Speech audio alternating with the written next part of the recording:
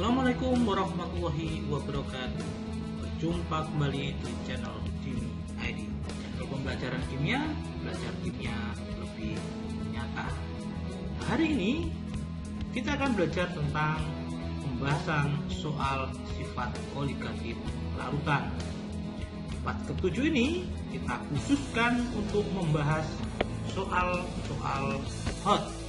Ada 5 soal nomor 51 sampai 55. 5 soal ini kategori soal-soal hot, high order thinking skill. Jangan lupa like, subscribe, dan tekan tombol lonceng untuk melihat video terbaru dari channel Jimmy ID. Mari kita perhatikan diagram PT berikut.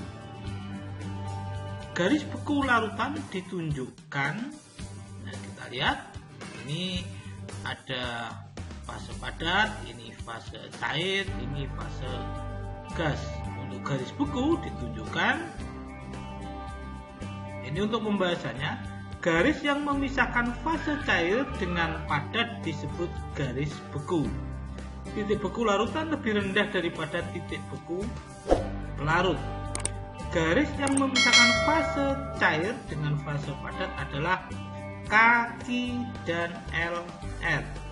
Untuk K lebih rendah dari LK, titik beku larutan, jadi titik beku larutan, ini titik beku pelarut. Dan L titik beku pelarut, sehingga yang merupakan garis beku larutan adalah kaki. Jadi ini kaki, ini larutan, ini pelarut. Begitu juga nanti untuk cair dengan gas, ini pelarut, ini larutan. Soal nomor 52.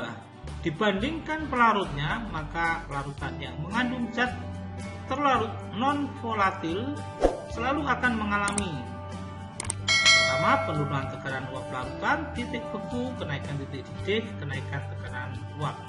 Pasangan pernyataan yang benar adalah karena adanya zat terlarut pada larutan menyebabkan tekanan uap larutan turun dibandingkan pelarut. Titik didih larutan naik dibanding pelarutnya, titik beku larutan turun dibandingkan pelarutnya.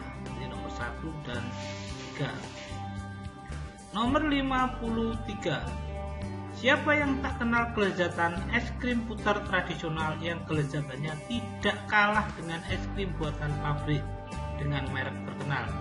Dan siapa sangka jika membuat es krim putar tradisional itu ternyata mudah sekali. Tidak perlu mesin pendingin yang mahal, cukup dengan ember plastik, wadah stainless steel, dan es batu dengan taburan sedikit garam. Pembuatan es puter dilakukan dengan memasukkan wadah stainless steel yang berisi adonan es puter ke dalam campuran pendingin. Campuran pendingin dibuat dengan mencampurkan es batu dan garam dapur dalam bejana layu.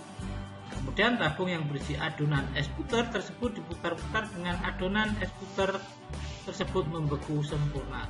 Penambahan garam dapur dalam pembuatan es puter tersebut bertujuan agar pilihannya adalah titik beku es batu turun sehingga es batu mudah mencair, titik beku es batu naik sehingga adonan es puter cepat membeku, C. Titik beku adonan es puter naik sehingga adonan es puter cepat membeku, D. Titik beku es batu turun sehingga adonan es puter cepat membeku, titik beku adonan es puter turun sehingga adonan es puter cepat membeku.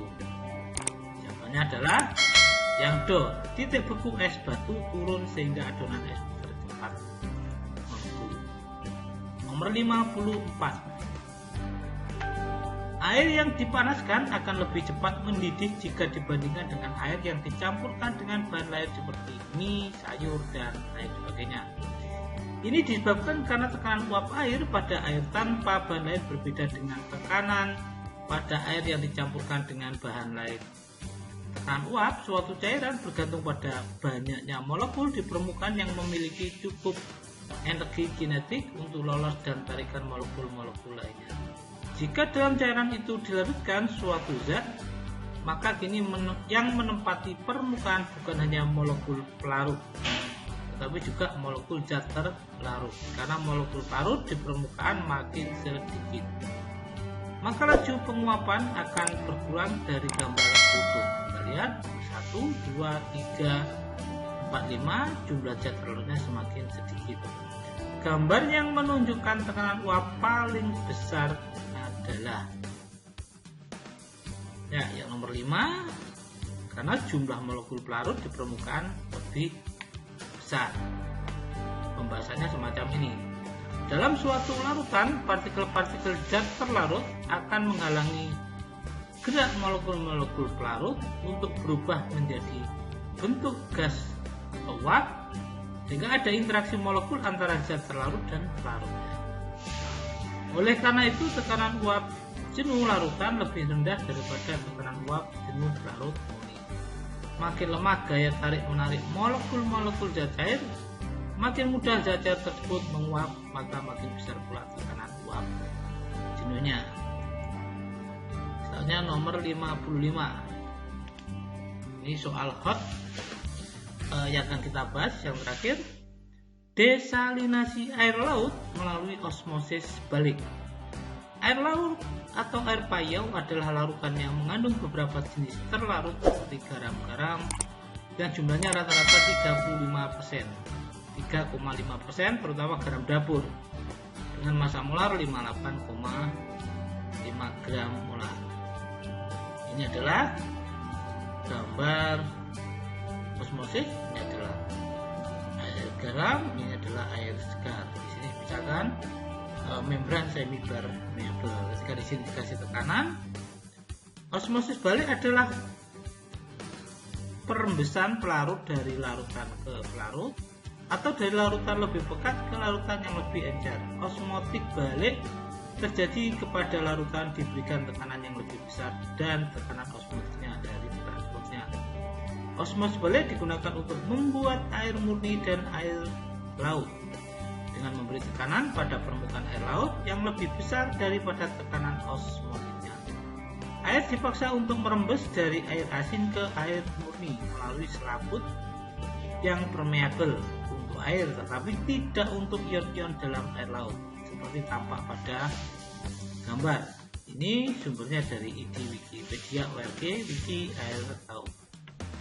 Bila volume air laut diolah 1000 liter, diasumsikan massa jenis air laut 1 gram per mililiter pada suhu 27 derajat Celcius dapat disimpulkan A. Air berpindah dari A ke B, permukaan B akan bertambah, permukaan tabung A akan bertambah, tidak terjadi perpindahan air, pada tabung B akan diperoleh air murni hasil pengolahan. Apa yang terjadi? Nah, permukaan tabung A akan bertambah. Oke, itu tadi pembahasan soal-soal hot di part ke-7, materi sifat koligatif larutan. Bila ada yang kurang jelas bisa dituliskan di kolom komentar atau menghubungi nomor WA yang ada di layar. Terima kasih. Jangan lupa like, subscribe, dan tekan tombol lonceng agar tidak tertinggal video terbaru dari channel Jimmy Edi. Terima kasih. Assalamualaikum warahmatullahi wabarakatuh. Jangan lupa like, subscribe, dan tekan tombol lonceng tidak tertinggal video terbaru dari channel Jimmy ID.